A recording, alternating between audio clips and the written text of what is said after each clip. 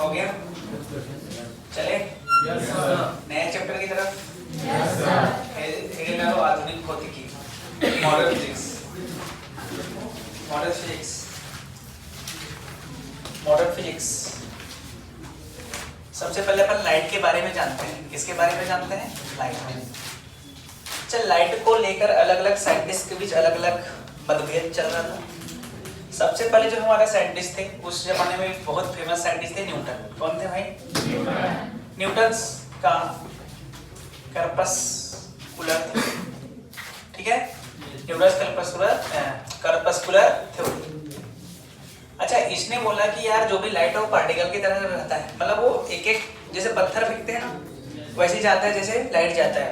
तो ये कौन से नेचर के बारे में बोला था? Particle nature. कौन से नेचर के बारे में बोला था? पार्टिकल नेचर ऑफ लाइट, ठीक है? Particle nature of light. ये कौन बोला? न्यूटन बोला। करपस्कुलर थ्योरी है ना? कौन सी theory? Corpuscular theory, particles nature of light. फिर उस जमाने में उसके साथ साथ एक और साइंटिस्ट थे, हाइजन बोला। हाइजेंस प्रिंसिपल लेके आया। वो बोला कि जो लाइट है बेटा, जो लाइट है भाई साहब, तो लाइट है का नेचर कैसा होता है? वेव नेचर होता है। लाइट का कैसे नेचर होता है? वेव नेचर होता है। लेकिन उस जमाने में सबसे ज्यादा फेमस साइंटिस्ट कौन था? न्यूटन। इसलिए उसके बात को नहीं माना गया। इसलिए उसके बात को नहीं माना गया। फिर तीसरा साइंटिस्ट है हाइजन प्लैंक्स थ्योरी बोल सकते हैं, या प्लैंक्स है, मैक्सवेल। मैक्सवेल ही तो था। मैक्सवेल्स थ्योरी है ना? अरे हाँ कि ना? तो मैक्सवेल ही आया था कि नहीं आया था? याद आ रहा है थोड़ा थोड़ा। हाँ, तो ये मैक्सवेल भी। अच्छा, उस जमाने में कौन थे? हाइजन के बारे में है ना? हाइजन की बात को नहीं माना गया। फिर हाइजन को बात को नहीं माना गया तो मैक्सवेल है। मैक्सवेल ने भी बोलते लाइट कैसा होता है? वेव होता है। तब थोड़ा थोड़ा बात को माना गया कि हाँ यार ये भी सही बोल सकता है। तो जैसे उसके बात को मानने से चालू किए, देख आ गया प्लांक। कौन आ गया? प्लांक एंड मैक्सवेल दोनों मिलके आ गए, और दोनों ने फिर बोला कि नहीं, ये लाइट पार्टिकल होता है। क्या होता है? पार्टिकल। देखो फिर अच्छा, तो उसके बात को तो मानने लग गए थे कि वेव होता है, फिर आ गया पार्टिकल होता है। तो कोई अलग अलग साइंटिस्ट की अलग अलग मतभेद चल रहा था उस टाइम। इसको देखते हुए एक साइंटिस्ट आया, तो नया वाला मार्कर था क्या? एक साइंटिस्ट आया, उसका नाम है डी ब्रोगली। क्या नाम है इसका? De Broglie. अरे हाँ कि ना? डी ब्रोगली साइंटिस्ट ने बोला कि लड़ो मत भाई। देखो पार्टिकल, कुछ पार्टिकल है बोल रहे था, कुछ वेव ऐसा बोल रहे थे कि नहीं बोल रहे थे? अलग अलग साइंटिस्ट की अलग अलग मतभेद चल रहा था कि नहीं चल रहा था? लेकिन उसको देखते हुए कौन आए? De Broglie. डी ब्रोगली ने बोला कि लड़ो मत, लाइट के दोनों नेचर होते हैं। क्या होते हैं? दोनों नेचर होते हैं। क्या होता है बेटा? दोनों नेचर होते हैं। लाइट के दो नेचर होते हैं। एक का नाम क्या है? Wave nature. एक का नाम क्या है? Particle nature. हाँ कि ना? पार्टिकल और वेव। तब से माना जा रहा है कि ये पार्टिकल नेचर और वेव नेचर दोनों होते हैं। जो भी हमको अभी ज्ञान है, अर्ध ज्ञान है, पता नहीं क्या हो सकता है लाइट में, जानते हैं क्या हम? जितना बोला गया उतना हम जानते हैं। तो जितना इस चैप्टर में पढ़ाऊंगा वो हमको पता ही नहीं, 0.11% हो सकता है, 0.00 हो सकता है कि नहीं? क्योंकि ये बहुत कम है, इतना हम जानते हैं। हाँ कि ना? सही बात है कि नहीं है? लेकिन जो भी हमको पढ़ना है अपने हिसाब से पढ़ना है। तो ये बोला कि यार लाइट जो होता है दोनों से बना होता है, और लाइट का जो मोमेंटम होता है h/λ होता है। क्या होता है? h/λ होता है। ऐसा कौन बोल दिया? De Broglie. तब से देख h/λ, lambda is the wavelength. Wavelength उसी का होता है जो वेव हो, और मोमेंटम उसी का होता है जो पार्टिकल हो। समझ गए क्या? इसलिए यहाँ से हम p बराबर h/λ स्टार्ट करते हैं। समझ में आया कि नहीं आया?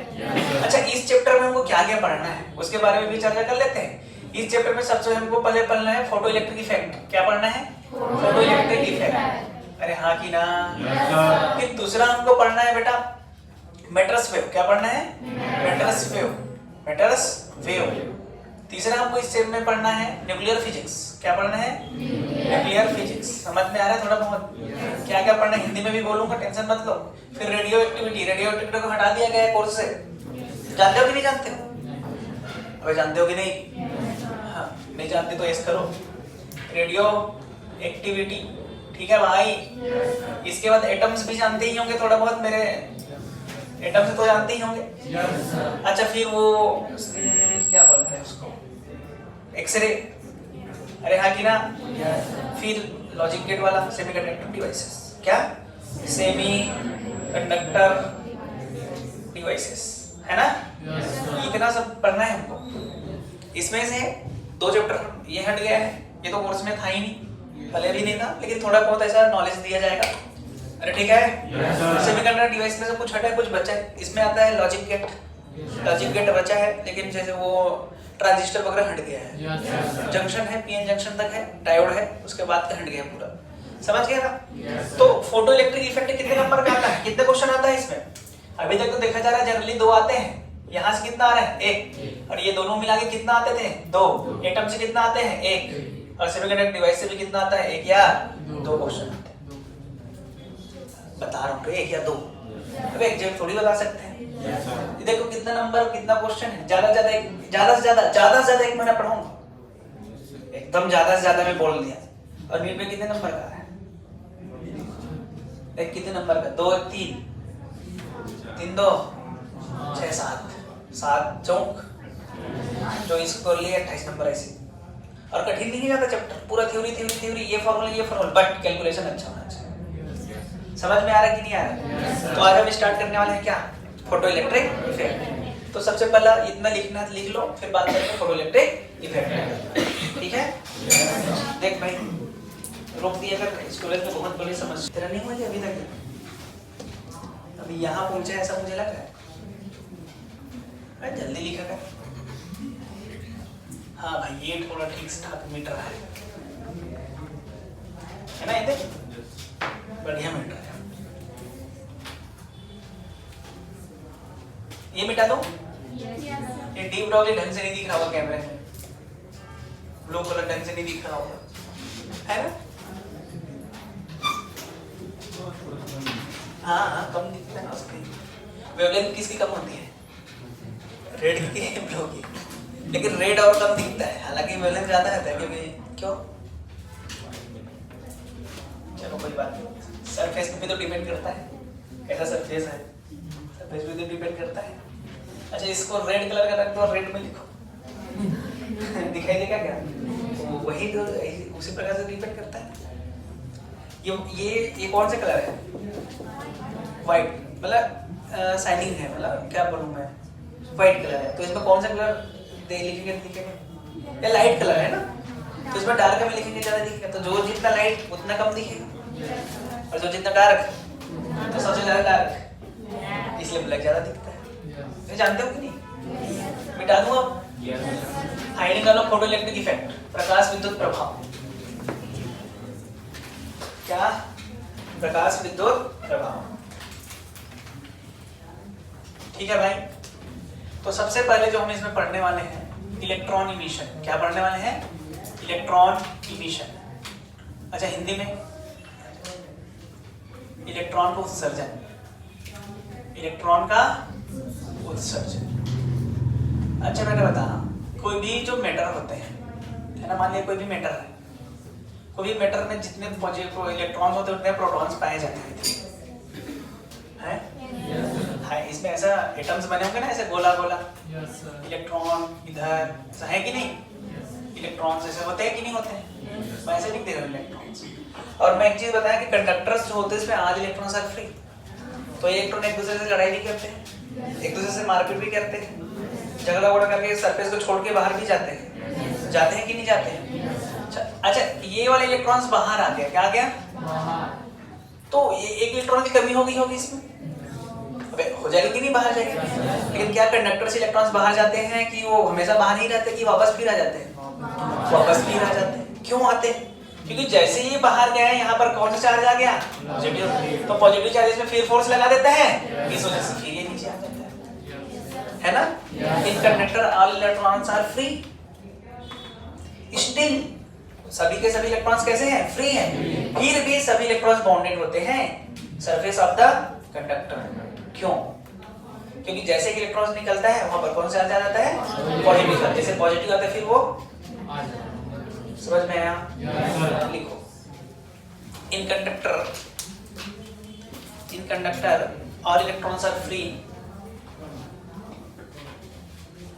all electrons are free Due to this, all electrons are free. Okay. Still,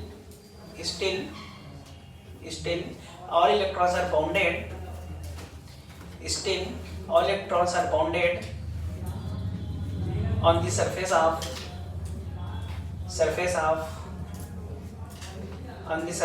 conductor, because if one electron is left to the surface of conductor, then positive charge acquire on it.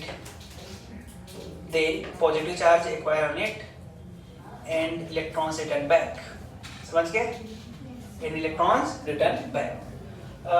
चालक में सभी electrons मुक्त होते हैं, फिर भी वह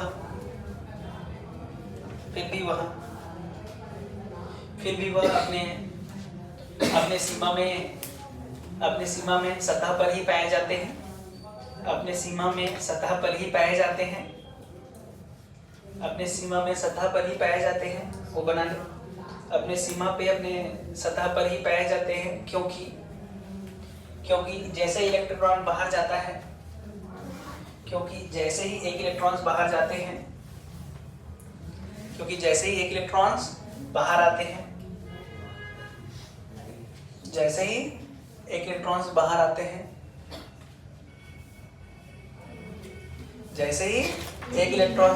सतह पर धनात्मक आवेश आ जाता है।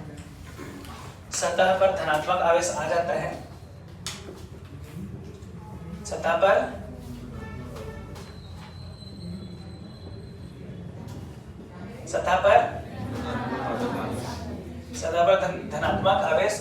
है। जिससे वह पुनः वापस आ जाते हैं। Because conductor is neutral. छोड़ मत ले, आ जाते हैं। समझ गए? आ जाते हैं। बेटा ठीक है, एक चीज तो समझ में आया कि वो अपने वापस आ गया, उससे हमको कुछ फायदा हुआ क्या? करंट हमको कुछ मिला क्या? कुछ नहीं मिला, कुछ फायदा हुआ ही नहीं। अभी जो भी काम करेंगे फायदे के लिए करते हैं हम लोग। इंसान है, लालची लोग अपनी विशेषता को इतने अच्छे से बताइए लोग, है कि नहीं? धर्म के 4 चरण होते हैं। अकॉर्डिंग टू हर बुरा काम करो, लालच करो, दारू पियो, इस करो, है कि नहीं? पढ़ाई लिखाई छोड़ दो, मंदिर जाना ही नहीं है कि नहीं? समझ गया क्या? Method of emission of electron. तो इलेक्ट्रॉन्स को कैसे निकाल सकते हैं उसके बारे में बात करेंगे। तो पहला मैं अपने हिसाब से बोल रहा हूँ थर्मियोनिक इमिशन। क्या कहते हैं? Thermionic emission. अब ये क्या है सर? ये क्या बोल रहे हो? ऊष्मीय उत्सर्जन। क्या बोलेंगे इसको? ऊष्मीय उत्सर्जन। अच्छा, इलेक्ट्रॉन को मैं उसमें दे दिया, इलेक्ट्रॉन बाहर आ जाएगा क्योंकि उसका टेम्परेचर बढ़ा, काइनेटिक एनर्जी बढ़ा, तो उसको जंप करने का वो दूरी बढ़ी, जिससे वो बाहर चला गया, वापस नहीं आया। अरे हाँ कि ना? समझ गए? पहला कौन सा मेथड है? पहला ऊष्मीय उत्सर्जन। दूसरा बोले फील्ड इमिशन। क्या बोलेंगे? FIELD, field emission. अरे हाँ कि ना? अच्छा, फील्ड इमिशन क्षेत्र उत्सर्जन। क्या बोलेंगे इसको? क्षेत्र उत्सर्जन। अच्छा, इलेक्ट्रॉन्स में फोर्स कौन सा क्षेत्र लगाएगा? इलेक्ट्रिक विद्युत क्षेत्र की चुंबकीय क्षेत्र, इलेक्ट्रिक फील्ड और magnetic field. Electric field rest में। अरे हाँ कि ना? अगर मैं इस इलेक्ट्रॉन्स में हाई इलेक्ट्रिक फील्ड लगा दिया, कैसा? हाई, तो इसे फोर्स लगेगा, इसको बाहर कर दिया। हाँ कि ना? अरे हाँ कि ना भाई? फिर इधर नहीं लगेगा, मैं उल्टा बोल दी, इधर लगेगा फोर्स। कई बाद में समझ में आएगा। इलेक्ट्रॉन्स पे अपोजिट डायरेक्शन में इलेक्ट्रिक फील्ड फोर्स लगता है। 12वीं वाले भली भांति तरीके से समझ रहे होंगे। नींद में हो तुम। तीसरा बेटा फील्ड इमिशन, सेकेंडरी इमिशन। क्या? Secondary emission. कौन सी इमिशन? Secondary emission. अच्छा, सेकेंडरी इमिशन क्या है? अरे अगर मुझे यहाँ से इलेक्ट्रॉन्स निकालना है तो इधर से इलेक्ट्रॉन मार दो इसको, ये इलेक्ट्रॉन इसको मारा, ये बाहर। अरे भाई इसको हम क्या बोलेंगे? Secondary emission. द्वितीय क्या? द्वितीय की द्वितीय उत्सर्जन, है ना? उत्सर्जन। और एक लास्ट है तो जानते हो अच्छे से, photoelectric effect. Photo electric emission. क्या कहेंगे? Photo electric emission. अरे बात समझ में आ रही थोड़ा सा? कितने तरीके हैं उसको बाहर निकालने के? फोटो इलेक्ट्रिक इमिशन, प्रकाश, प्रकाश विद्युत उत्सर्जन, हाँ कि ना भाई? अच्छा प्रकाश डालो वो निकल जाए। फिर मान लें सरफेस पे हम क्या डालें? प्रकाश डालें, हाँ कि ना? इलेक्ट्रॉन्स निकल गए, इसको हम क्या बोलेंगे? प्रकाश विद्युत उत्सर्जन, है ना? थोड़ा बहुत समझ में आ रहा है कि नहीं आ रहा है? अच्छा मान लिया जाए हमको इस चैप्टर में इस सब के बारे में तो चर्चा करना ही नहीं है, क्या मतलब इससे? हमारा एक कोर्स में ही नहीं ये सब पढ़ करना नहीं, हमको क्या करना है? फोटो इलेक्ट्रिक इमेज, कह रहे हैं ना? तो हमारे पास फोटोन क्या है? फोटोन तो EMW है, इलेक्ट्रोमैग्नेटिक वेव। तो किसी सरफेस में यहाँ प्रकाश किरण आ रहा होगा कि नहीं आ रहा? आ रहा है। तो वहां से इलेक्ट्रॉन्स निकल रहे हैं क्या? भाई कहाँ से निकल रहा है?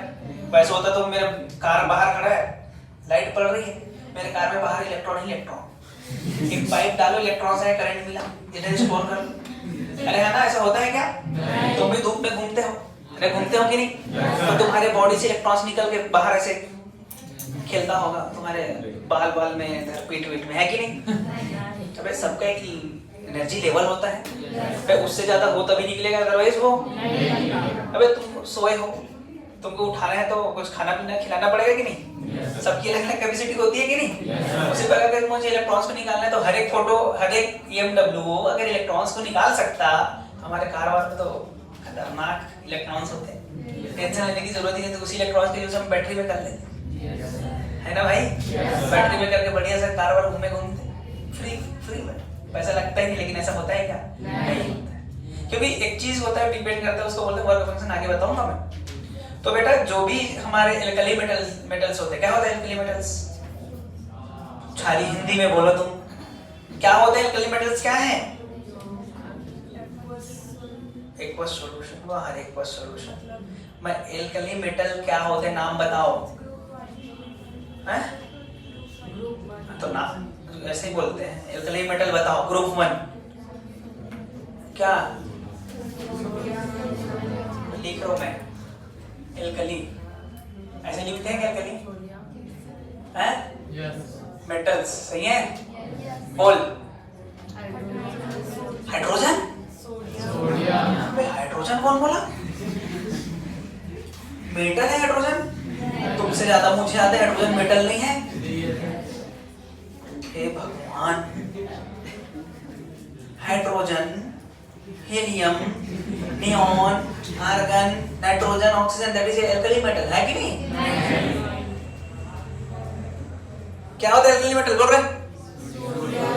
हाँ हाँ, क्या पोटेशियम है क्या?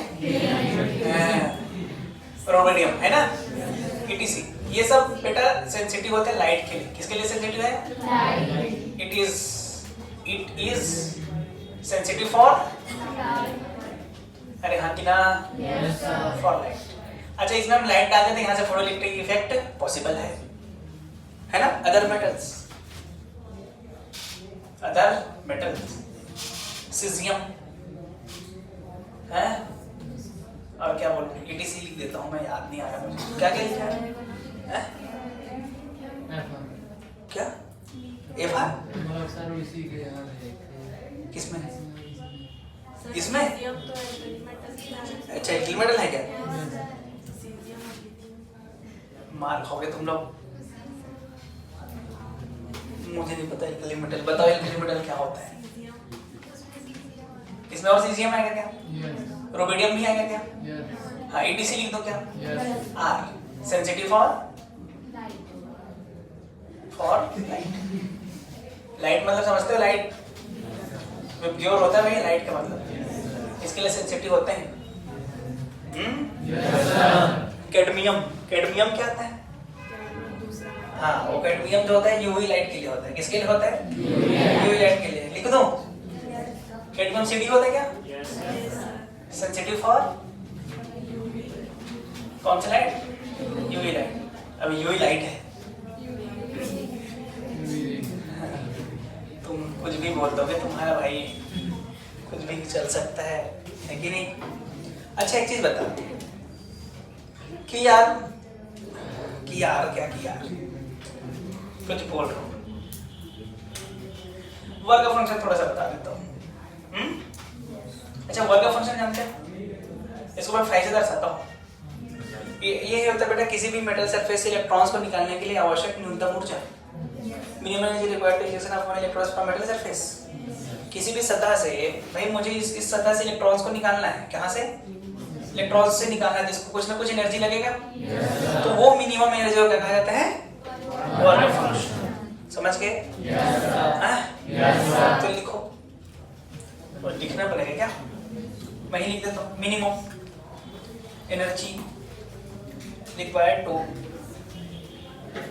Ejection of 1 electron. हाँ कि ना बेटा? कितना? मिनिमम। अच्छा, मिनिमम एनर्जी रिक्वायर्ड, इसका जो रेंज होता है ना, रेंज 2 इलेक्ट्रॉन वोल्ट से 6 इलेक्ट्रॉन वोल्ट के बीच होता है। लगभग बोल रहा हूँ मैं। इसका जो रेंज होता है कहाँ से कहाँ तक होता है? 2 इलेक्ट्रॉन वोल्ट से 6 इलेक्ट्रॉन वोल्ट। मिनिमम 2 और मैक्सिमम 6। प्लेटिनम के लिए मैक्सिमम होता है कितना तो होता है 6.5 समथिंग, और मिनिमम 2.18 ऐसा समथिंग होता है। ठीक है, क्या लेना देना हमको उससे? मुझे सब लिखा दूंगा कहीं से देख के, इसमें क्या है, आता नहीं है मिनिमम कितना होता है, मैक्सिमम कितना होता है। पर ये डिपेंड किस पे करता है? Work function depends on, work function depends on, बोल किस पे डिपेंड करता है? Nature of surface. पहला किस पे डिपेंड करता है बेटा? Nature of surface. Nature of, अच्छा, सरफेस के नेचर पर डिपेंड करता है कि सतह कैसा है। दूसरा, और वो तो तीसरा, इम्प्योरिटी पर भी डिपेंड करता है। क्या? इम्प्योरिटी। अच्छा, कैसे कैसे उसमें मिलाया गया, कौन कौन से मेटल से वो बनाया गया उस पर डिपेंड करता है। समझ गए? तीसरा, टेम्परेचर पर भी डिपेंड करता है। किस पे?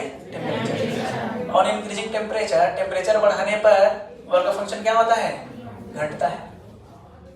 भाई आप इलेक्ट्रॉन्स को पहले से एनर्जी दे रहे हो, टेम्परेचर बढ़ाने से इलेक्ट्रॉन्स को एनर्जी मिल रही है, इलेक्ट्रॉन की वाइब्रेशन बढ़ रही है तो उसकी एनर्जी बढ़ रही ना, तो उसको निकलने की जो क्षमता है वो बढ़ रही है। तो उसको कम एनर्जी चाहिए कि ज्यादा एनर्जी चाहिए? कम चाहिए।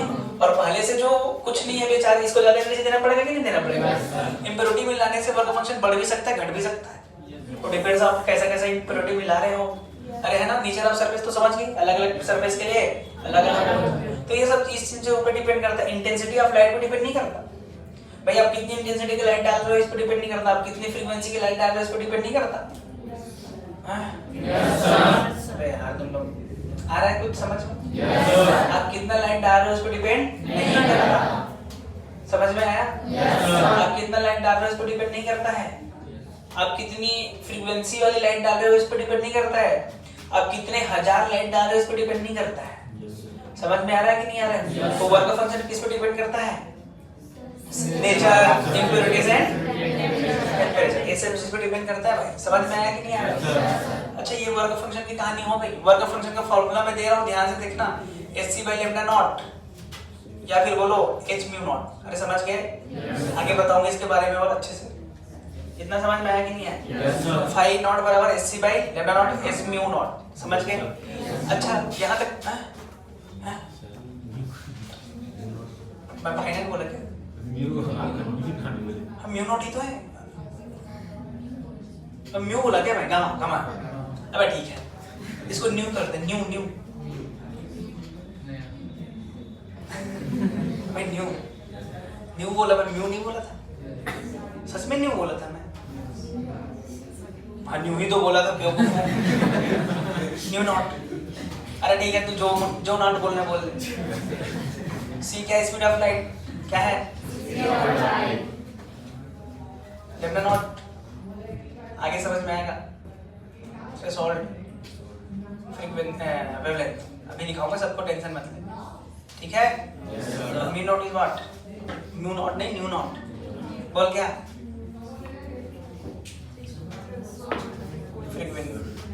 फ्रीक्वेंसी है ना, ये सब चीज होती है। ठीक है भाई? लिखो यार, इतना आपकी इधर को भी भर दो। लिखो, रोक दे। हीरोइन बुलाए थे, उसका सब्सक्राइबर मतलब फॉलोअर 61 या कुछ मिलियन में थी। अच्छा, कुछ मिलियन में है या सदा उसको बुलाए थे। मन ही नहीं किया उसके साथ काम करने का, इसलिए भेज दिया जा भाई।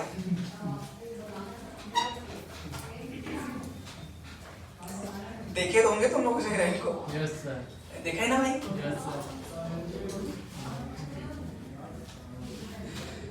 आगे लिखो बेटा। कहा जाता है कि कुछ नहीं कहा जाता है। कहा जाता है कि जो एनर्जी आती है ना, एनर्जी या किसी चीज में टकराती है, या लाइट मेटल से टकरा रही है, तो लाइट जब मेटल से टकरा रही है तो वहाँ एनर्जी तो आ रही होगी। तो जो एनर्जी आती है वो एक पैकेट के रूप में आती है, डिस्क्रीट पैकेट, अलग अलग एक पैकेट के रूप में आती है, ऐसा कहते हैं। क्या कहते हैं? अलग अलग पैकेट के रूप में आती है, ऐसा कहा जाता है। उस पैकेट का नाम होता है बेटा फोटोन। उस पैकेट का नाम क्या होता है? फोटोन। समझ में? Yes, तो फोटो इलेक्ट्रिक इफेक्ट क्या है कि फोटोन गिरा, वहां से इलेक्ट्रॉन निकला, that is called photo electric effect. लेकिन आगे बताऊंगा कि हर एक फोटोन इलेक्ट्रॉन से नहीं निकाल सकता, वो सब की चर्चा करेंगे। लेकिन अभी तो हम बेसिक कहानी कर रहे हैं ना। तो लिख लो फोटो इलेक्ट्रिक इफेक्ट क्या होता है। लिखो photo electric effect. Photo electric effect विद्युत चुंबक, प्रकाश विद्युत प्रभाव है। लिखना प्रकाश विद्युत प्रभाव, विद्युत चुंबकी, अरे यार चुंबकी कहाँ से आया? प्रकाश विद्युत प्रभाव हो गया। when light incident on the metal surface and electron emission takes place and electron emission takes place, this phenomena is known as photoelectric effect. यदि किसी द्रव्य के सतह पर मेटल मतलब धातु, यदि किसी धातु के सतह पर,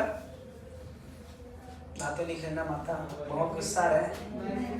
यदि धातु के सतह पर प्रकाश गिराया जाता है तो इलेक्ट्रॉन उत्सर्जन होता है, जिसे प्रकाश विद्युत प्रभाव कहते हैं। हो गया? Yes. तो जैसे भाई ये मान ले हमारा एक मेटल सरफेस था, इसमें जो इलेक्ट्रॉन्स आ रहे, मतलब जो आ रहे हैं, जो लाइट आया ना, जो लाइट आया एनर्जी लेके आया बेटा, वो किस रूप में आया? डिस्क्रीट पैकेट के रूप में आया। कैसे? डिस्क्रीट पैकेट या पैकेट के रूप में आया है ना, एक बंडल के रूप में आया। क्या कैसे आया? एक बंडल के रूप में आया, क्योंकि हम प्रकाश को क्या मान के चल रहे हैं? पार्टिकल एक साथ आएगा एकदम, कि एक करके आएगा। अगर उसको माइक्रोस्कोपिक व्यू से देखेंगे तो एक पार्टिकल आएगा, जैसे एक फेंका, दूसरा, तीसरा, चौथा। उसी प्रकार से जो लाइट आ रहा है किस फॉर्म में आ रहा है? एक बंडल के रूप में आ रहा है, एक पैकेट के रूप में आ रहा है। The light gives energy to the metal in the form of packet. That one packet is known as photon. That one packet is known as, लेकिन वो मिनिमम पैकेट होना चाहिए। अच्छा, जैसे तुम सीढ़ी से ऊपर आए, एक सीढ़ी आना है, तो एक छोटा बच्चा भी उतनी सीढ़ी से आएगा, एक बड़ा बच्चा भी उसी सीढ़ी से आएगा। तो एक स्टेप है ना, तो उस स्टेप से बनकर एक छत का ऊंचाई बना है। अरे समझ में आ रहा कि नहीं है? उसी प्रकार फोटोन भी एक छोटा पार्टिकल, एक छोटा डिस्क्रीट पैकेट से बना हुआ है, छोटा मिलके बना है। उस डिस्क्रीट स्मॉल पैकेट का क्या नाम बोला गया है? फोटोन। क्या बोला गया है? फोटोन। तो हेडिंग डालें दी फोटोन, ये द फोटोन, जो बोलना है बोल लो। अरे हाँ कि ना? तो फोटोन क्या है समझ में? एक डिस्क्रीट पैकेट के रूप में होती है, छोटे पैकेट है। किसका? प्रकाश का। प्रकाश किसी भी धातु पर एक बंडल के रूप में आती है, बंडल के रूप में ऊर्जा देती है। उस एक स्मॉल बंडल का नाम क्या होता है? फोटोन। समझ गए? नया तो नहीं सुन रहे, सब तो सुने होंगे पहले। अरे सुने हो तुम लोग भी? तो स्पीड में बोलूं मैं, कुछ ज्यादा ही सुना रहा हूँ। लिख फोटोन। फोटोन को फोटोन नहीं बोलते हिंदी में भी, है? Light gives energy, light gives energy. Light, अच्छा इंटरेक्ट भी लिख सकते हैं। Light interact with metal in the form of, light interact with metal, light interact with metal, तो किसी भी चीज में हो सकता है ना। Metal in the form of small discrete packet, in the form of discrete packet या small discrete packet, that packet is known as photon. That packet is known as photon. प्रकाश किसी द्रव्य पर, द्रव्य ना, हाँ, कि प्रकाश किसी द्रव्य से, इंटरेक्टिव हिंदी में क्या बोलते हैं, हाँ, संपर्कित किसी द्रव्य से, किसी द्रव्य से एक बंडल के रूप में, एक बंडल के रूप में, एक बंडल के रूप में संपर्कित होते हैं, उस बंडल को फोटोन कहा जाता है, उस बंडल को फोटोन कहा जाता है। समझ में आया बेटा? तो हमको फोटोन की चर्चा करना है एक्चुअल में। तो फोटोन के सबसे पहले जो हमारी चर्चा आती है उसको बोला जाता है मास ऑफ फोटोन। क्या? Mass of photon. तो फोटोन की कितनी मास होती होगी, है ना भाई? है मास ऑफ फोटोन, इसकी चर्चा हम लोग कर रहे हैं। तो मास ऑफ फोटोन इसके 3 प्रकार से देखा गया। कितने प्रकार के देखा गया है? 3 प्रकार के। अच्छा, इससे पहले स्पीड ऑफ फोटोन लिख लो, इससे पहले लिख लो स्पीड ऑफ फोटोन। पहले इसको दे दो स्पीड ऑफ फोटोन को, ठीक है? Speed of photon. अच्छा, फोटोन की स्पीड कितनी होती है? फोटोन की स्पीड होती है c। क्या होती है बेटा? c। अगर c मीडियम में तो c बाई म्यू। अरे समझ गए? तो प्रकाश की जो स्पीड ऑफ फोटोन होती है, अगर एयर में तो 3 × 10⁸ मीटर पर सेकेंड, लेकिन कोई माध्यम में तो c बाई म्यू। माध्यम का तो जानती हो, मैं पढ़ा चुका हूँ, c बराबर cm बराबर c बाई म्यू। अच्छा, c तो जानते हो c क्या होता है बेटा?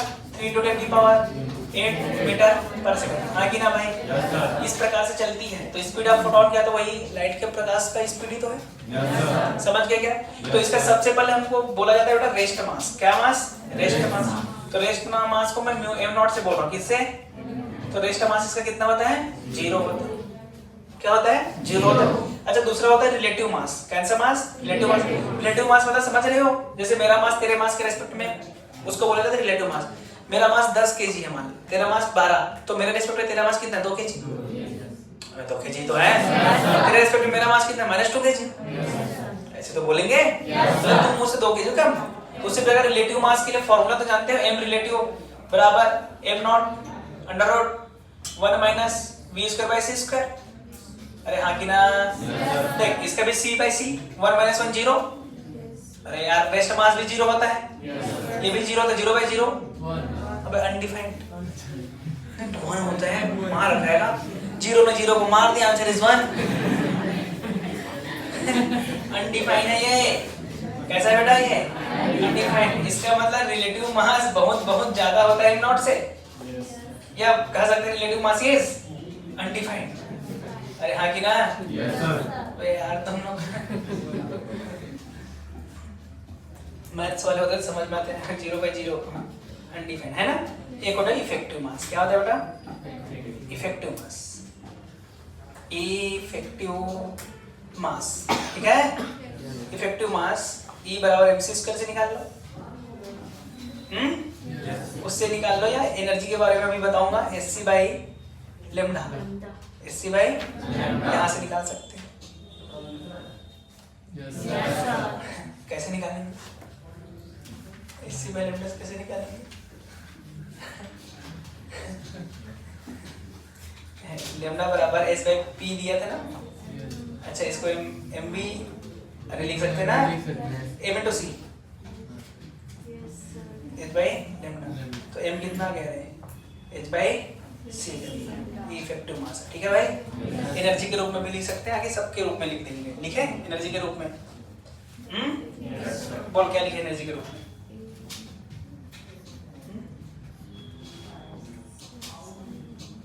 क्या होगा? अबे चलो दूसरा तीसरा करते हैं। पहले सब लिखेंगे।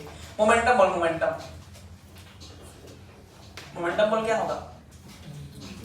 P बराबर h बाई लेमडा, है कि ना? P बराबर h बाई mv, है कि नहीं? अच्छा, एक चीज बता, E बराबर p²/2m होता है शायद, हैं? तो P बराबर क्या जगह? 2me का रूट, ये भी हो सकता है। इफेक्टिव मास रख देना है यहाँ पे। E by c। चलो E बाई c होता है। P बराबर E बाई c। समझे? ये मोमेंटम आ गया। मोमेंटम आ गया कि नहीं आ गया? इसको मैं m × c। अरे हाँ कि ना? तो मास भी क्या गया? E/c²। तो यहाँ पर भी मास का एक और लिख सकते हैं, E/c²। हाँ कि ना? मेरे समझ में आया कि नहीं आया? इसको हटा दे भाई, ये पार्टिकल के होगा, ठीक है? कितना होता है? E by C या फिर S by lambda, H by MC, अरे है ना? मास ऑफ फोटोन। क्या हो गया कुछ? अबे कुछ डाउट है क्या किसी को? अच्छा एनर्जी, एनर्जी बोल, एनर्जी ई से दर्शा दूं मैं, EPH है ना? EPH दिया जाता है बेटा SC by lambda, क्या दिया जाता है? SC by lambda, और H इंटू म्यू, सही है क्या? HC by lambda या H म्यू। ये एनर्जी ऑफ फोटोन बता रहा हूं मैं। एनर्जी ऑफ फोटोन में HC का वैल्यू होता है बेटा कितना होता है बोल? 2 × 10⁻⁻⁻25, 2 × 10⁻⁻25 ऐसा यूनिट में होता है। किसमें होता है? लेकिन HC का एक वैल्यू और होता है, क्या बोल? 12428, इसको हम लोग लगभग लिए 12400 है ना? इलेक्ट्रॉन वोल्ट पर एंगस्ट्रॉम में होता है। SC के यूनिट बता ना, SC के यूनिट। इधर एनर्जी, एनर्जी और मीटर, जूल मीटर। तो ये जो है किसमें है बेटा? जूल मीटर में। और ये किसमें है? Electron angstrom. समझ लिया क्या?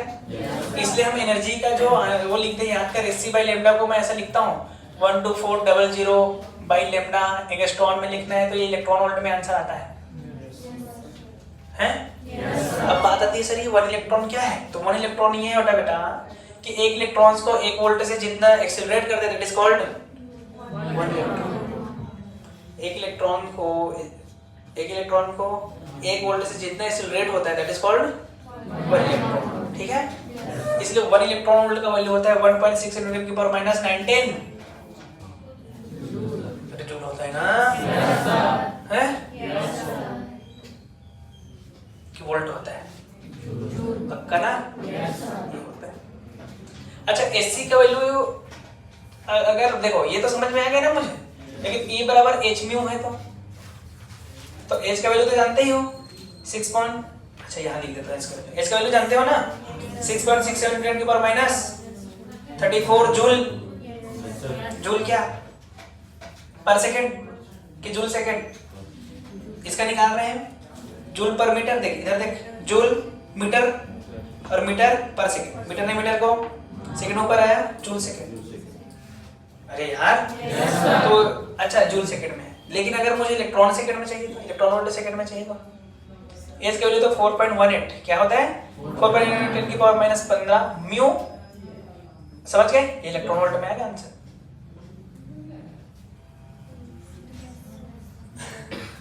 अबे नहीं आया क्या? याद रखना है H का। अच्छा H का वैल्यू है, सॉरी H का वैल्यू है ना इलेक्ट्रॉन वोल्ट सेकंड में। अगर मुझे म्यू दिया है तो E का वैल्यू क्या आ जाएगा? देख 4.18 × 10⁻15 म्यू इलेक्ट्रॉन वोल्ट। समझ गए क्या? इसको किस में रखना है? हर्ट्ज में रखना है। किस में रखना है? हर्ट्ज में। आंसर किस में आएगा? इलेक्ट्रॉन। यही सब हमको याद रखना होता है। अब बस यही से क्वेश्चन दूंगा 4 5 6 7 8 9 10। हाँ क्वेश्चन बनते जाएगा, उसमें कौन सी बड़ी बात है? तो थोड़ा बहुत समझ में आया कि नहीं आया? तो इलेक्ट्रॉन्स मतलब फोटॉन्स की एनर्जी कितना होता है? SC by lambda 4200 lambda in electron. Lambda को किस में रखना है? इलेक्ट्रॉन। तो आंसर किस में आएगा? समझ गए क्या? 1 इलेक्ट्रॉन 1/6 जूल। ठीक है? हो जाएगा कि नहीं हो जाएगा? लिखो यार।